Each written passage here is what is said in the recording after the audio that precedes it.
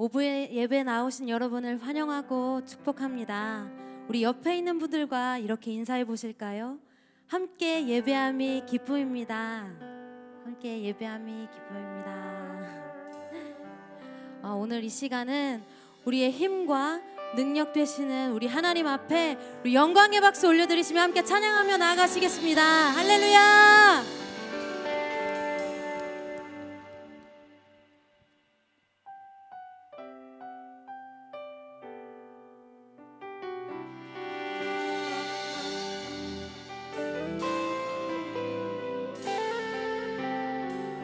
내게 허락하신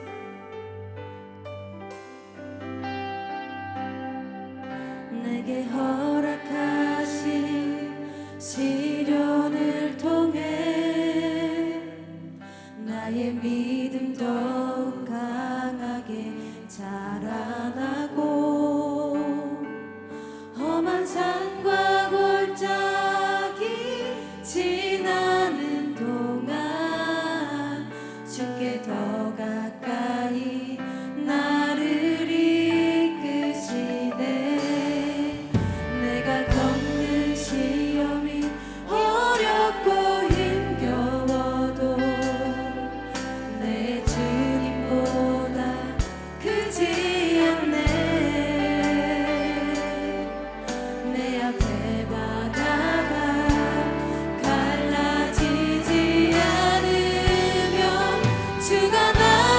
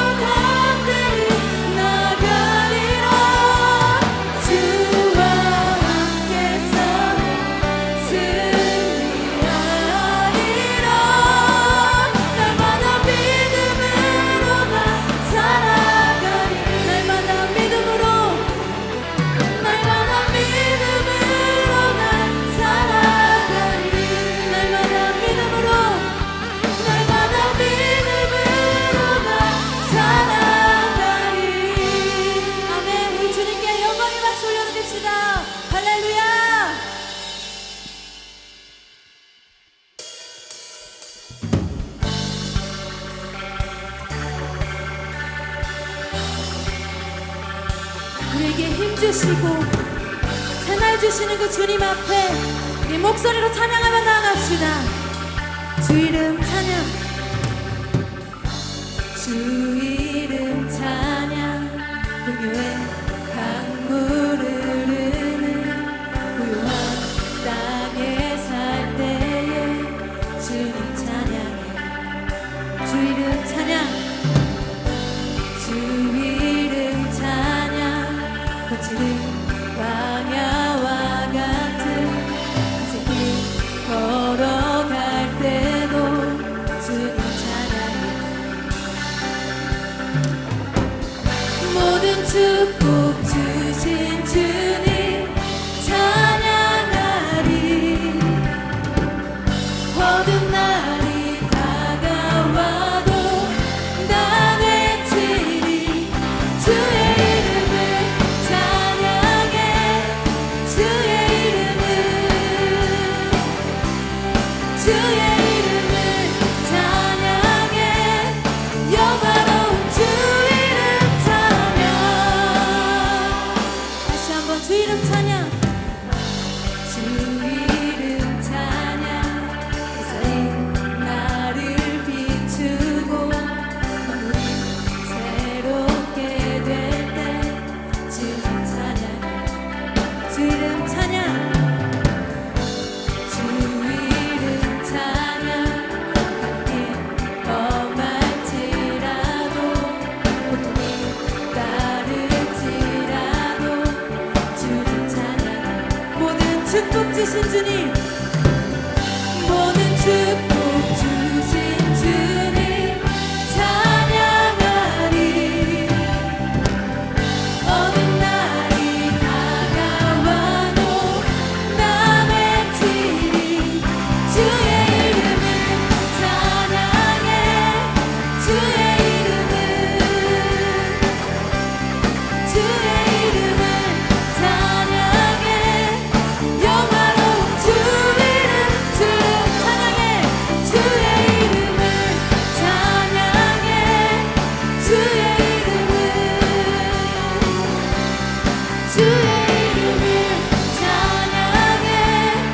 영화로운 주 이름 찬양. 주님은 주시며 주님은 찾으시네. 내 맘의 한옥만 주 찬양하. 주님은 주시며, 주님은 주시며, 주님은 찾으시네. 내 맘의 한옥만 주 찬양합니다. 주의 이름을 찬양해. 주의 이름을, 아멘. 주님의 이름을 찬양합니다. 찬양해.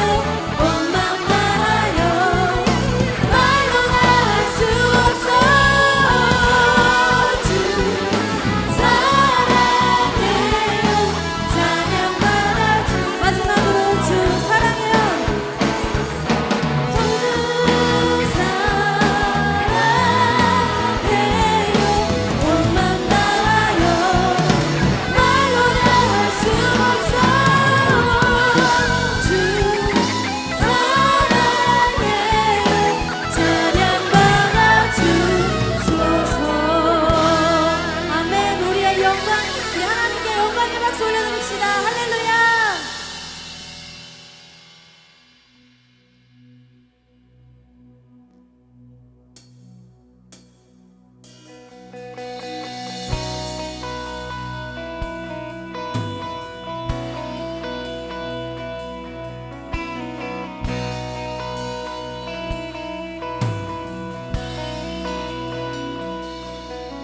나의 사랑 너는 어여쁘고 참 귀하다. 어느 보석보다 귀하다. 내가 사랑스럽지 않은데 너를 온전히 사랑하고 너와 함께하려 내가 왔노라. 다 함께 고백합시다. 주 사랑 주의 사랑 이 사랑은 결코 변치 않아. 모든 계절 돌보시네. 푸른 마르고 꽃은 시드나 주의 말씀은 진실해. 실수가 없으신 주만 바라라. 주님의 나라와 뜻이 나의 삶 속에 임하시며 주님 알기를 주만 보기를 소망해.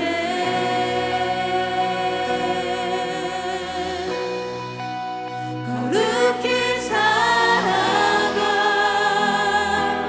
힘과 두려움 없는 믿음 주신 나의 하나님. 완전한 사랑 찬양해.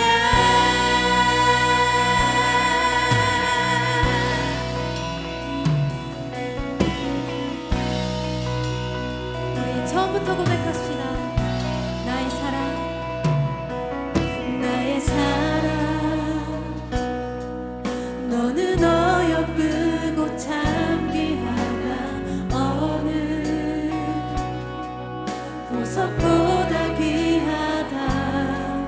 내가 사랑스럽지 않을 때 너를 온전히 사랑하고 너와 함께하려 내가 왔노라.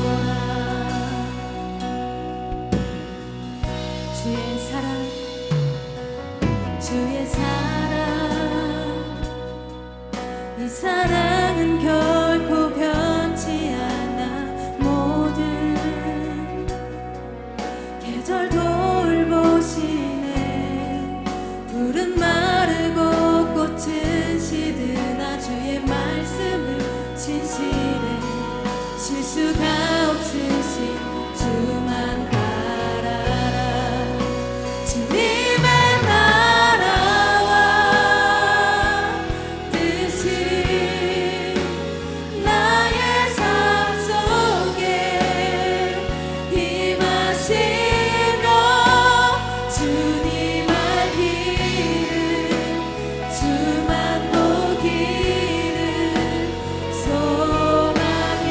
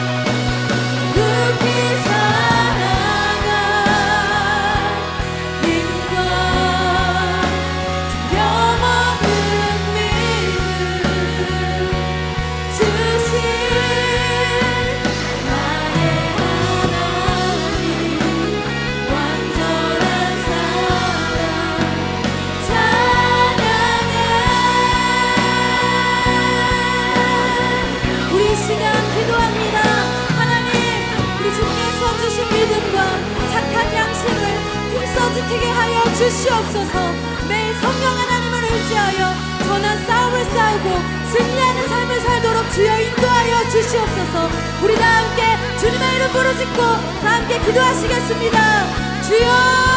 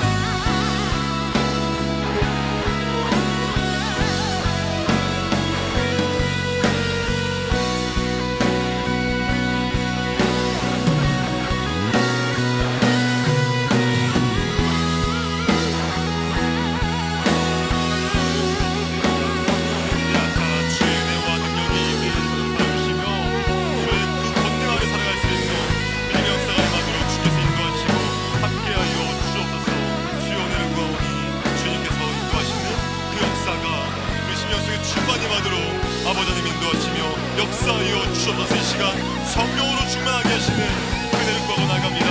주여 인도하사 우리 가운데 좌정해 주시며 주의 임재하심을 만나고 누리는 시간으로 주께서 역사하여 주셔서 아버지 은혜를 구합니다. 성령으로 이 시간 함께 하시며 우리 심령 가운데 찾아오시며 역사하시는 그 은혜를 이 시간 허락하여 주셔서 주여 인도하여 주셔서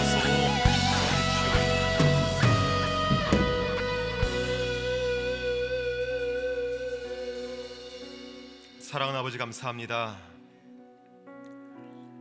거룩히 살아갈 힘과 두려움 없는 믿음 나에게 허락하여 주옵소서. 그렇게 살아갈 자신이 없습니다. 살아갈 수도 없습니다. 날마다 실패하고 넘어지는 나의 모습이지만 그 주님이 나의 하나님이시기 때문에 그런 나를 향하여서도 완전하신 사랑을 베푸시기 때문에 그 은혜를 따라 다시 한번 주 앞에 나아갑니다.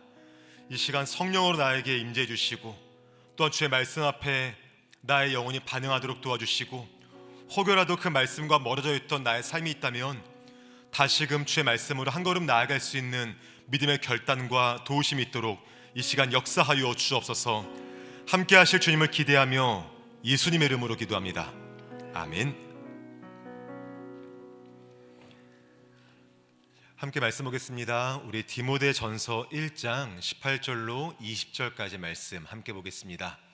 디모데전서 1장 18절로 20절까지 말씀 우리 함께 보겠습니다.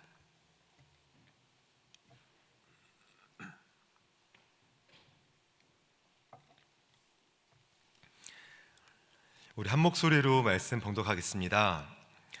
아들 디모데야, 내가 내게 이 교훈으로서 명하노니 전에 너를 지도한 예언을 따라 그것으로 선한 싸움을 싸우며 믿음과 착한 양심을 가지라. 어떤 이들은 이 양심을 버렸고 그 믿음에 관하여는 파선하였느니라. 그 가운데 후메네오와 알렉산더가 있으니 내가 사탄에게 내준 것은 그들로 훈계를 받아 신성을 모독하지 못하게 하려 함이라. 아멘. 믿음과 착한 양심이란 제목을 함께 말씀 나누겠습니다. 여러분 1990년대에요 일요일 밤에라는 프로그램이 있었습니다. 혹시 기억하십니까? 정확히 이 시간대에 했던 프로그램이었습니다. 그 중에서 이경규가 간다라는 코너가 있었습니다. 그 대표적인 것이 양심냉장고라는 것인데 혹시 아실까 모르겠습니다. 양심냉장고는요 그 당시 새벽 시간에 자동차들이 신호를 잘 지키는지를 보고 신호를 잘 지키는 운전자에게 냉장고를 선물해줘서 양심냉장고라는 이름이 붙여졌던 코너입니다. 그 첫 회가 시작이 되었습니다. 이경규 씨와 스태프들이 몰래 숨어서 몰래카메라처럼 보고 있었습니다. 여러 차량들이 새벽 시간에 신호를 무시한 채 쌩쌩 달리고 있었는데요, 빨간불이 되자 작은 경차였던 티코, 추억의 차죠, 티코 한 대가 신호를 잘 멈추고 정차한 거예요. 그리고 빨간불이 끝나기까지 신호를 잘 지켰다가 티코가 출발했습니다. 그러자 이경규 씨와 스태프들이 얼른 그 차를 따라가서 그 차를 세웠습니다. 그리고 운전자석 창문을 내렸는데요, 자세히 보니까 운전자가 몸을 잘 가누지 못하고 말도 어눌하게 하는 운전자였습니다. 더 자세히 보니까 지체장애인이었습니다. 그리고 조수석에는 그의 아내가 타고 있었는데 아내도 같은 지체장애인이었습니다. 그때 이경규 씨가 그 운전자였던 남편에게 왜 신호를 지켰습니까? 라고 물었어요. 그러자 그 운전자가 불편한 몸으로 또 어눌하게 이렇게 말했습니다. 내가 늘 지켜요 라고 이야기했습니다. 아무도 없는 곳에서도 신호를 지키는 것이 이분의 양심이었고요. 많은 사람들이 보든 말든 내가 아는 그것을 지켰던 것이 이분의 양심이었습니다. 이 한마디가 전국에 많은 귀감이 되었고요. 그 이후로 많은 사람들이 신호를 잘 지키려고 애를 썼고, 하나의 소원이 우리 동네 왔으면 좋겠다, 그런 소원을 가지고 새벽을 다니고 싶었지만 저희 동네에는 오지 않았던 안타까운 일도 있었습니다. 많은 사람들이 지켜야 할 것을 지키지 않는 그런 상황 속에서도 자신의 양심을 따라 지킬 것을 잘 지켜가는 사람들이 존재합니다. 우리가 신앙생활할 때도 마찬가지입니다. 우리가 반드시 지켜야 할 신앙의 원리들이 있습니다. 시대가 달라진다 할지라도, 또한 상황이 바뀐다 할지라도 우리가 반드시 지키고 행해야 될 것들이 있습니다. 그것이 무엇인지 오늘 말씀을 통해 함께 살펴보고자 합니다. 디모데가 사역했던 곳은 에베소라는 지역이었습니다. 당시 에베소 교회는 성장하고 부흥하면서 교회의 아름다움을 선포하던 때는 아니었습니다. 오히려 그 영광스러운 모습은 지나가고 많은 위기와 어려움 앞에서 교회가 점점 약해져 가고 있던, 성장도 멈추었던 그러한 어려운 시기였습니다. 특별히 교회 안에는 많은 어려움들이 있었는데요. 어떤 사람들은 예수를 믿어 구원을 받아도 율법을 지켜야 합니다 라고 말하는 사람들이 있었습니다. 쉽게 말씀드리면 믿음으로 구원받는 건 아닙니다. 나의 행함도 필요하고 나의 의로움도 필요하고 나의 잘남도 필요합니다 라고 말하는 사람들이 에베소 교회 가운데 있었습니다. 이러한 사람 때문에 구원이 오해되었고 복음이 오염되었습니다. 오직 믿음으로 받는 구원이 아니라는 사람들이 많아지게 된 거죠. 또 어떤 사람들은요, 영혼과 육체를 구분지어 생각하면서 영혼은 선한 것이고 내 육체는 악하고 나쁜 것이라고 믿는 사람들이 있었습니다. 이게 왜 그럴까? 쉽게 말씀드릴게요. 내가 믿음 생활을 하고 있지만 내 악한 육체로 죄를 짓는 것은 어떤 것도 문제가 안 됩니다, 그런 뜻이에요. 내가 예수 믿지만 내가 몸으로 짓는 모든 죄악들은 내가 한 것이 아니라 나는 괜찮습니다 라고 말하는 사람들이 이런 주장했던 사람들입니다. 그래서 육체적으로 문란한 죄를 짓고 싶은 사람들이 이러한 말씀을 따르며 잘못된 교훈을 따르고 잘못된 복음을 믿고 있던 거죠. 이처럼 바른 진리가 왜곡되고 바른 신앙을 갖는 사람들이 조금 어리석어 보이고, 그런 사람들이 손가락질을 받는 시대와 상황 속에서 바울이 디모데에게 두 가지를 당부하고 있습니다. 첫 번째가 뭐냐면 선한 싸움을 싸우라고 디모데에게 당부를 한다라는 거예요. 우리 18절 말씀이요, 우리 같이 한번 읽어보겠습니다. 시작. 아들 디모데야, 내가 내게 이 교훈으로서 명하노니 전에 너를 지도한 예언을 따라 그것으로 선한 싸움을 싸우며. 아멘. 바울이 말하는 선한 싸움이 무엇일까요? 그것을 알 수 있는 단서가 바로 앞에 나와 있는데, 전에 너를 지도한 예언을 따라 그것으로 라는 말입니다. 디모데전서 4장 14절을 보니까 이런 말씀이 있습니다. 내 속에 있는 은사 곧 장로의 회에서 안수받을 때에 예언을 통하여 받은 것을 가볍게 여기지 말며 라고 말씀하고 있습니다. 디모데가 전에 장로들에게 안수를 받을 때 은사를 받았대요. 곧 예언의 은사를 받았다고 이야기합니다. 쉽게 말씀드리면 디모데가 하나님께로부터 사명을 받을 때 그와 동시에 사명을 감당할 수 있는 은사를 받았다는 거예요. 하나님께서 주신 그 예언이라는 말씀을 증거하는 그 은사를 통하여서 디모데에게 맡겨진 사명을 감당할 수 있게 되었습니다. 그런 말입니다. 따라서 전에 너를 지도한 예언을 따라 선한 싸움을 싸우라 라는 바울의 명령은 하나님이 주신 은사를 가지고 너의 사명을 이루며 살아가라 라는 것을 말하고 있는 것입니다. 선한 싸움을 싸우는 것, 그 사명을 지키며 은사를 활용해서 그렇게 살아가는 것이 얼마나 중요했는지 서신을 시작하면서 했던 이 명령을 서신의 마지막에서도 반복해서 말하고 있습니다. 디모데전서 6장 12절 보니까 이렇게 말씀하고 있는데요, 우리 같이 한번 앞에 보시면서 읽어보겠습니다. 시작. 믿음의 선한 싸움을 싸우라. 영생을 취하라. 이를 위하여 내가 부르심을 받았고 많은 증인 앞에서 선한 증언을 하였도다. 아멘. 바른 진리가 왜곡되고 바른 신앙을 갖는 성도들이 손가락질을 받는 그러한 시대와 상황 속에서도 하나님이 주신 은사를 가지고 내가 받은 사명을 따라 살아가는 것이 얼마나 소중하고 귀한가, 이것이 디모데가 살아가야 했던 선한 싸움이었고, 그것이 너무 중요했기 때문에 바울이 편지의 처음과 마지막에 반복하면서 디모데에게 강력하게 당부하고 부탁하고 있는 것입니다. 첫 번째 부탁이 선한 싸움을 싸우라는 것이었죠.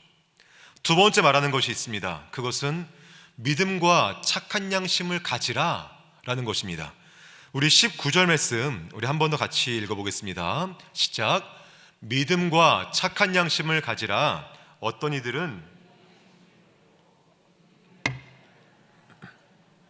아멘. 믿음과 착한 양심을 가지라고 바울이 이야기합니다. 우리가 주목할 것은 바울이 믿음이라는 말과 양심이라는 말을 함께 언급하고 있다라는 것입니다. 바울은 믿음이라는 신앙의 영역과 양심이라는 인격의 영역을 함께 디모데에게 이야기합니다. 여러분, 양심이 뭘까요? 양심. 칼빈이라는 신학자는 양심을 이렇게 정했습니다. 마음과 지성을 가진 자들이 사물에 대한 지식을 파악할 때 그들은 안다고 한다. 양심이란 말은 지식이라는 이름에서 나왔다라고 이야기합니다. 칼빈에 따르면 양심은 아는 것이고 양심은 지식이라고 이해할 수 있겠죠. 양심이 아는 것이고 지식을 의미한다면 그 아는 것과 지식에 따라서 사람의 양심이 다를 수 있을까요? 없을까요? 다를 수 있겠죠. 무엇을 아느냐에 따라 양심의 척도가 달라질 것이고요, 누구를 아느냐에 따라서 양심의 기준이 달라질 수 있겠죠. 따라서 누군가가 나 양심 있는 사람이야 라고 말을 할 때요, 저 사람은 양심 있다 말하는데 내가 볼 때 양심이 없다고 느껴질 때가 있지 않습니까?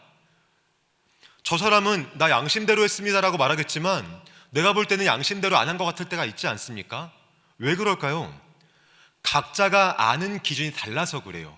각자 아는 척도가 달라서 그렇습니다.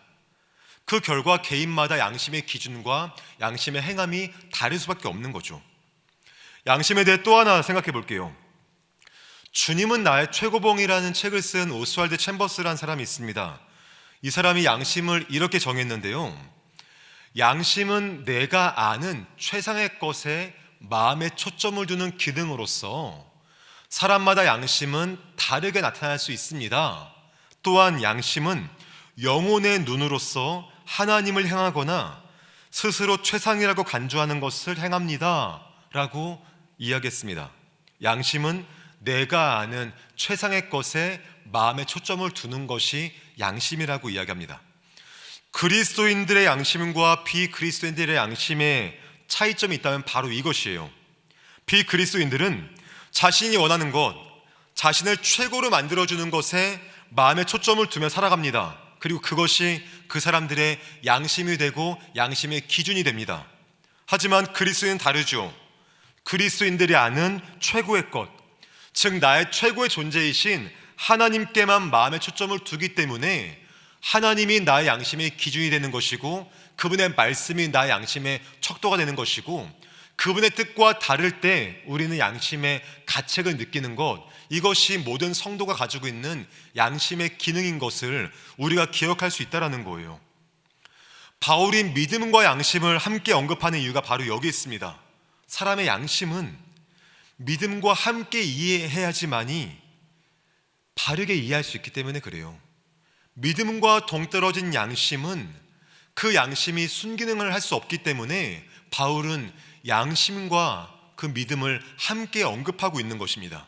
즉 사람의 모든 양심은요, 하나님에 대한 바른 지식이 기준이 되어야 하며 하나님께만 마음에 초점을 둘 때, 그렇게 할 때만이 바르게 작용할 수 있음을 우리에게 말해주고 있는 것입니다. 특히 바울이 착한 양심이라고 말하고 있습니다. 왜 그럴까요? 나쁜 양심도 있어서 그렇습니다. 하나님 말씀에 따라 움직이지 않고요, 내 뜻과 욕심에 따라 반응하는 그 모든 마음들, 하나님이 아닌 다른 것에 내 마음에 초점을 둔다라면 그 양심은 착한 양심이 아니라 나쁜 양심이기 때문에 바울은 착한 양심이라고 명확하게 디모데에게 이야기하고 있는 겁니다. 주 안에 사랑하는 여러분, 우리 역시 디모데가 처한 상황과 크게 다르지 않는 시대를 살아가고 있습니다. 어떤 사람들은 한국교회 부흥과 아름다움이 이전과 같지 않다라고 이야기합니다. 지난 설교 때 말씀드린 기억이 있는데요, 한국교회 개신교인들의 비율이 점차 줄어들고 있습니다. 2012년도에는 약 25%의 성도 국민들이 기독교인이었는데 2022년도에는 15%의 국민들만이 기독교인이고, 이러한 추세로 계산했을 때 10년 뒤에는 10%로 떨어지는 것이 한국교회 기독교인들의 수입니다. 기독교인의 수가 감소한다는 것은 교회의 역동성이 떨어진다는 것과 같은 말이겠죠. 또 어떤 사람들은 말합니다. 바른 진리가 왜곡되었습니다. 기독교 복음만이 진짜입니까? 라고 말하면서 우리의 복음과 구원을 흔들 때가 있습니다. 최근에 한 기관의 조사에 따르면 교회에 출석하는 기독교 성도 중에 4명 중에 1명이 복음 외에도 구원이 있다라고 생각한다라고 이야기합니다. 우리 중에 4분 중 1분은 그렇게 여긴다라는 거예요.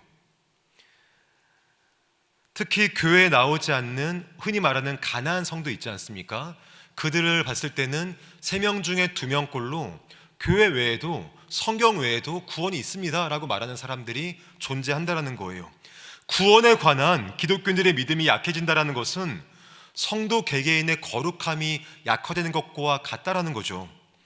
교회 역동성이 떨어집니다. 성도의 거룩함이 점차 약화됩니다. 이러한 시대 속에서 바울은 우리에게 각자에게 주어진 사명을 따라 선한 싸움을 싸워야 됩니다. 그리고 하나님을 향한 믿음과 착한 양심을 따라 살아가야 합니다. 이것이 이 시대의 바른 성도의 삶입니다라고 우리에게 말씀해주고 있다라는 겁니다. 사실 이렇게 사는 거 쉽지 않죠. 너무 어렵습니다. 아무도 몰라주는 환경 속에서 나 홀로 믿음을 따라 사명대로 산다? 쉽지 않습니다. 모두가 자기 뜻대로 사는 환경 속에서 나 홀로 말씀을 따라 말씀의 기준으로 사는 것 너무 어리석어 보일 때도 있습니다. 모두가 양심을 버리고 나쁜 양심으로 살아갈 때 나 홀로 착한 양심을 따라 살아가는 것 정말 쉽지 않습니다.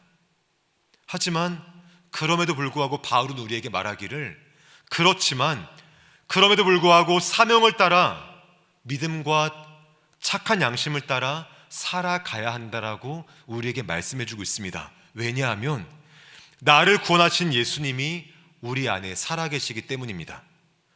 나를 향한 그분의 사랑과 그 구원은 시대와 환경의 상황에 따라 달라지는 것이 아니기 때문에 그 은혜를 구원받은 우리들 역시 시대에 따라, 환경에 따라 우리가 다르게 반응할 수 없는 것, 우리가 꼭 기억해야 한다는 것입니다.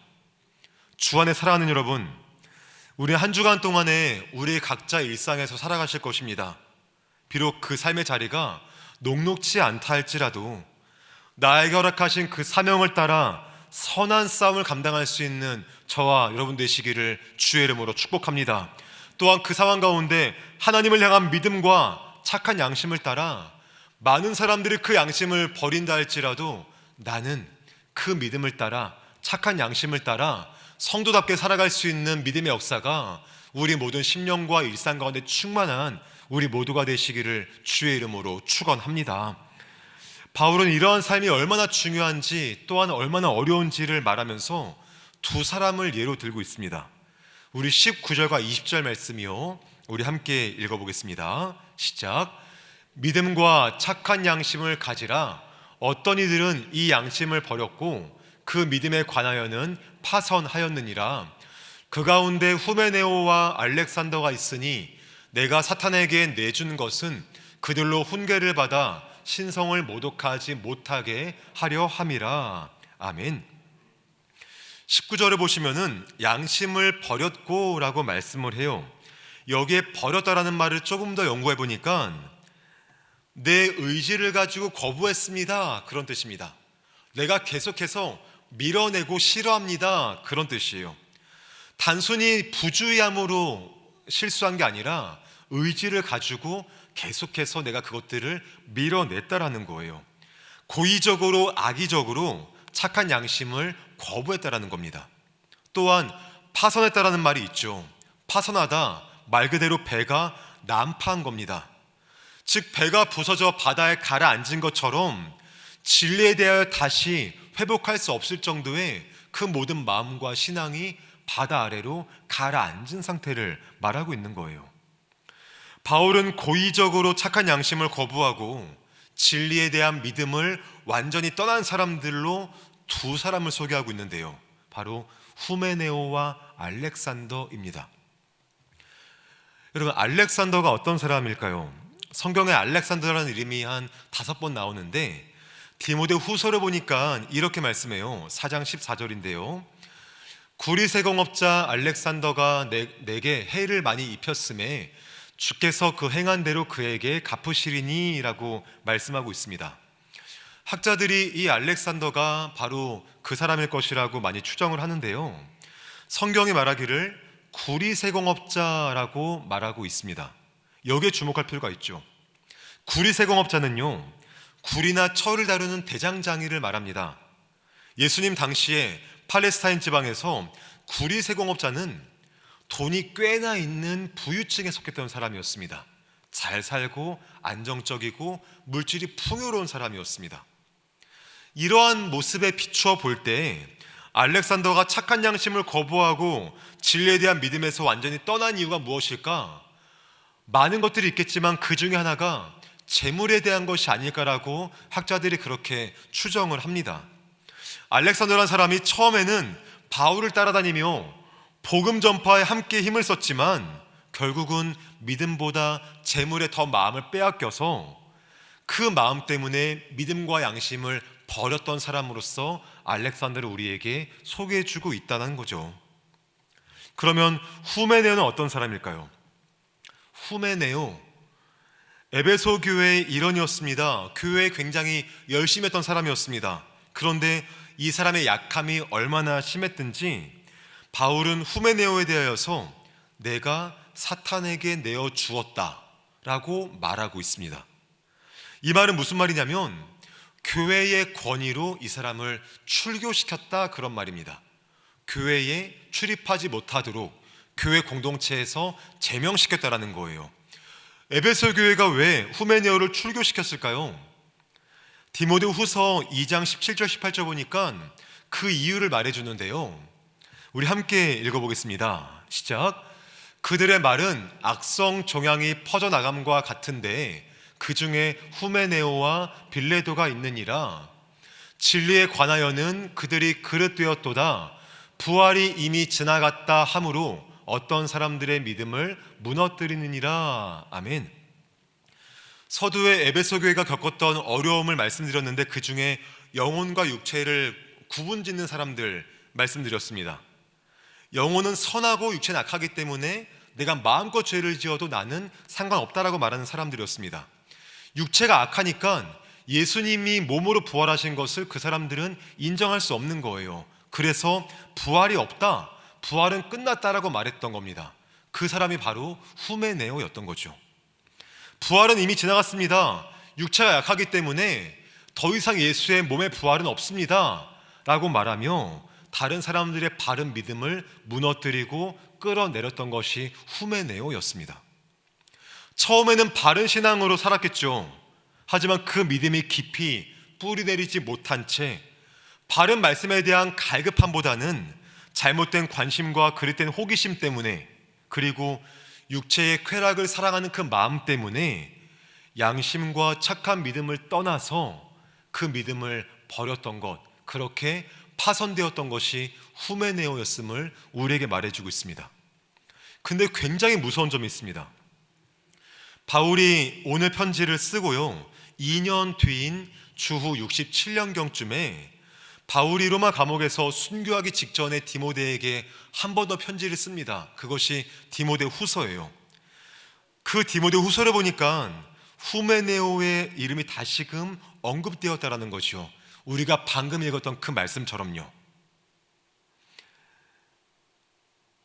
후메네오에 대해 말하기를 그들의 말은 악성 종양 같다라고 말하면서 후메네오를 바울이 언급하고 있습니다.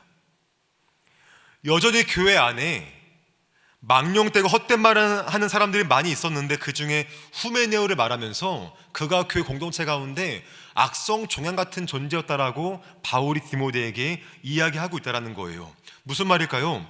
2년이라는 시간이 지났지만 여전히 후메네오는 교회의 거룩함을 무너뜨렸던 사람이고 복음을 오염시켰던 사람이고 더 나아가 다른 사람들의 믿음까지 망가뜨리고 훼손시켰던 그 악한 사람이었음을 바울이 디모데에게 알려주고 있다라는 겁니다.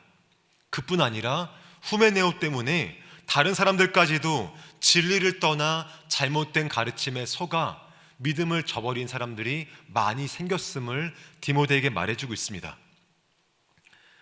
주 안에 사랑하는 여러분, 예수를 믿는 성도 한 사람으로서 개인적인 평생의 바람이 있다면요, 후메네오처럼 또 알렉산더처럼 기억되는 것이 아니라 우리 가족과 우리 두 딸, 우리 자녀들과 또 지인들에게 마지막까지 예수를 잘 믿었던 한 사람으로 기억되는 것이 저의 간절한 바람입니다. 목사여서가 아니라, 직분이 있어서가 아니라, 직분을 다 없다 할지라도 예수 믿는 성도 한 사람으로서 성도 김혜인이란 사람은 하나님을 정말 사랑했던 사람이었구나라고 고백되어지고 기억되는 것이 제 평생의 소원이고 그렇게 늘 기도하고 있습니다. 많은 유혹과 어려움 분명히 존재하겠죠. 매일매일 신앙의 갈등을 겪으며 살 수밖에 없는 게 우리의 삶의 모습일 겁니다. 하지만 그럼에도 불구하고 마지막까지 오히려 시간이 지나면 지날수록 우리의 믿음이 더욱더 견고해지고 또한 주변 사람들에게 귀감이 될 수 있는 그러한 믿음 갖기를 간절히 소망하고 살아가고 있습니다. 후메네오와 알렉산더처럼 악성 종양 같은 사람으로 기억되기보다 사탄에게 내어준 바 되는 그러한 삶으로 사는 것보다 믿음의 선한 싸움을 싸우고 믿음과 착한 양심을 지키며 살아가는 신실한 성도 한 사람으로 우리 가족과 우리 지인들과 우리 아이들과 무엇보다 하나님께 인정받고 기억될 수 있는 우리 모두가 되시기를 주의 이름으로 축원합니다. 말씀을 정리하겠습니다. 서두에 양심냉장고 말씀을 드렸습니다. 신호를 지키며 양심을 지켰던 그 운전자가 했던 말씀 기억하실 거예요. 내가 늘 지켜요 라는 말이었습니다. 보는 사람이 없어도 그때가 어느 때이든지 간에 자신의 양심을 따라 지킬 것을 지켰던 분이었습니다. 예수를 믿는 우리의 삶도 이랬으면 참 좋겠습니다. 선한 싸움을 하고 믿음과 착한 양심을 지키며 살아가는 것, 보는 사람이 아무도 없어도 내가 늘 지켜요라고 고백했으면 좋겠습니다. 왜냐하면 아무도 안 봐도요, 하나님은 나를 보시기 때문이며 내가 그분 앞에 살아가고 있기 때문이며 무엇보다 나는 그렇게 구원받은 사람이기 때문에 이번 한 주간을 살아가는 우리 모든 인생 가운데 하나님, 내가 오늘도 선한 싸움을 싸우며 믿음과 착한 양심을 지키되 내가 오늘도 지킵니다. 내가 늘 지키며 주님께 존귀한 자로 인정받도록 인도하여 주옵소서라고 고백하며 나아가는 우리 모두가 되시기를 주의 이름으로 축원합니다. 이제 우리 그런 마음을 담아서 함께 찬양하겠습니다. 하나님, 그렇게 내가 살아갈 때 나의 모든 마음과 시선이 주님께 향하도록 도와주시고 그런 나의 삶 속에 하나님의 은혜를 허락해달라고 함께 고백하면서요, 함께 찬양으로 주 앞에 나아가겠습니다.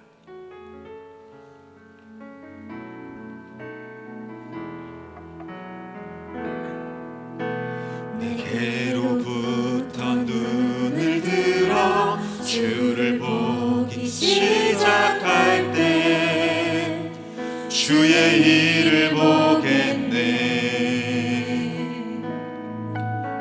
내 작은 마음 돌이키사 하늘에 꿈꾸게 하네.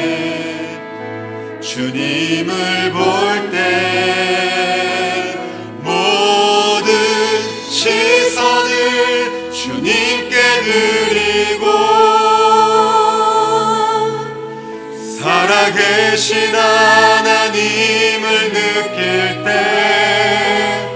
내 삶은 주의 역사가 되고 하나님이 일하기 시작한 성령이 나를 변화시켜 성령이 나를 변화시켜 모든 두려움 사라질 때 주의 일을 보겠네. 황폐한 땅 한가운데서 주님만을 알게 되리. 주님을 볼 때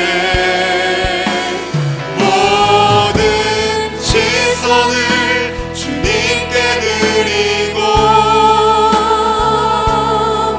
살아계신 하나님을 느낄 때 내 삶은 주의 역사가 되고 하나님이 일하기 시작 모든 시선을 주님께 드리고 전능하신 하나님을 느낄 때 세상은 주의 나라가 되고 하나님이 일하기 시작하네. 시를 같이 한번 기도하겠습니다. 이 시간 기도할 때 하나님 참 어려운 시대를 살아갑니다.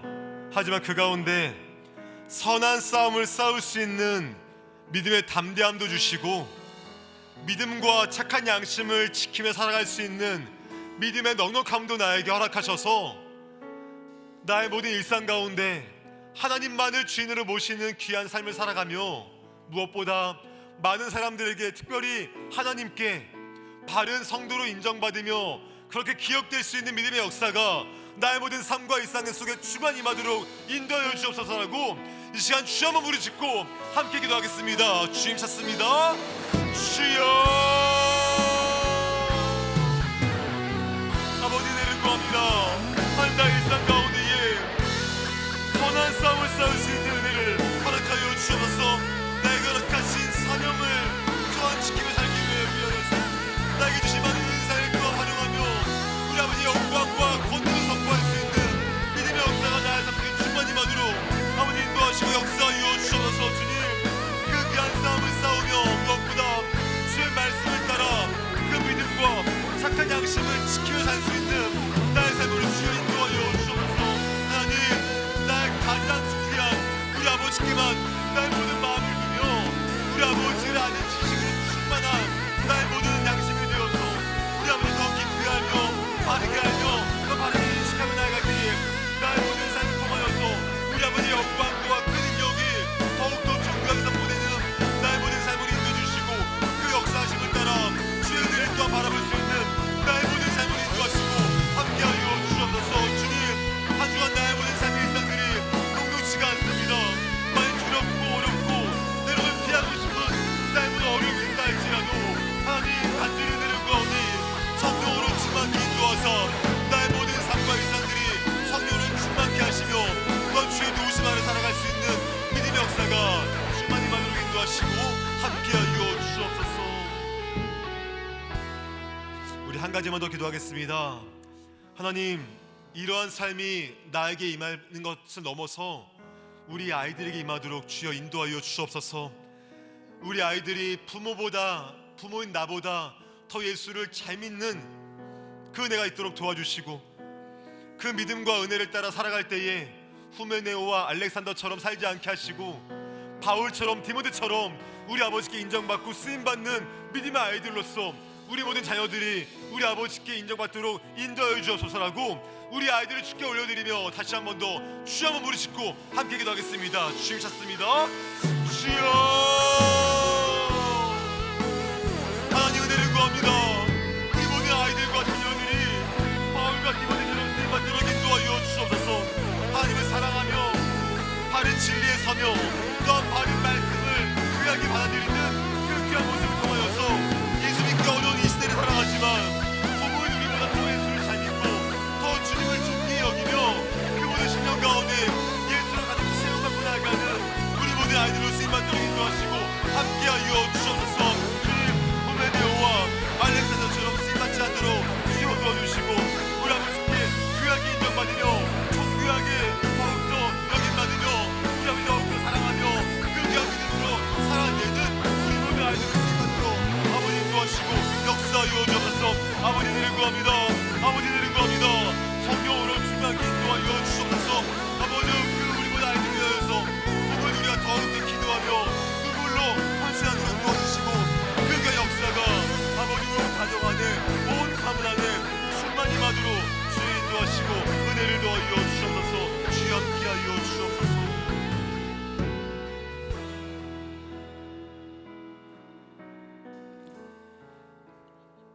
사랑하는 아버지 감사합니다. 참 성도로 살기 어려운 시대입니다. 이번 한 주간 동안 우리는 또 그러한 삶의 현장 가운데 넘어지고 아파하고 때론 또 실패해서 좌절할 수밖에 없겠지만 그럼에도 우리가 선한 싸움을 싸우려고 합니다. 내게 주신 사명을 지켜내기 위하여서 다시 한번 힘을 낼 수 있는 나의 삶 되도록 도와주시고 또한 하나님을 향한 믿음과 착한 양심을 지키며 살 수 있도록 나에게 하나님에 대한 바른 지식과 진리에 대한 바른 깨달음을 주시고 무엇보다 하나님을 나의 삶에 가장 가치 있고 존귀한 분으로 여길 수 있는 믿음의 은혜가 넘치도록 인도하여 주옵소서. 그로 말미암아 많은 사람들에게 무엇보다 하나님께 참된 성도다 인정받는 귀한 축복이 있도록 도와주시고 후메네오처럼 알렉산더처럼 사람들에게 평가되거나 입에 오르내리지 않도록 하나님께서 은혜 외에 은혜를 더하여 주옵소서. 하나님 간절히 구합니다. 이 은혜가 우리에게서 멈추지 않게 하시고 우리 아이들에게 흘러가도록 도와주시되 갑절의 은혜로 더욱더 부어주시고 예수 믿기 어려운 시대 가운데 우리 아이들이 예수를 주로 고백할 때에 부모인 우리보다 더 예수 잘 믿도록 도와주시고 부모인 나를 뛰어넘는 믿음의 보유함과 믿음의 넉넉함이 우리 아이들에게 임하여서 바울처럼 디모데처럼 하나님께 인정받는 자로 쓰임받도록 역사하여 주옵소서. 우리 주 예수 그리스도의 은혜와 하나님 아버지의 놀라우신 사랑하심과 성령 하나님의 함께하시고 교통하시고 충만하게 하심의 역사가 믿음으로 살기 어려운 시대를 살지만 그런 시대 가운데 선한 싸움을 싸우고 믿음과 착한 양심을 지키며 내가 늘 지켜요라고 다짐하고 고백하며 나아갈 때에 하나님께 인정받으며 또한 그 은혜를 따라 한 주간 살아낸 뒤에 다음 주에 이 자리에 와서도 하나님의 은혜였음을 고백하기를 다짐하고 나아가는 이 자리 고개 숙인 모든 주 백성들 머리머리 위에와 그들의 가정과 또한 그들의 자녀들과 생애의 현장들과 또 우리가 살아갈 모든 한 주간의 시간들 위에 영원토록 함께 있을지어다. 아멘.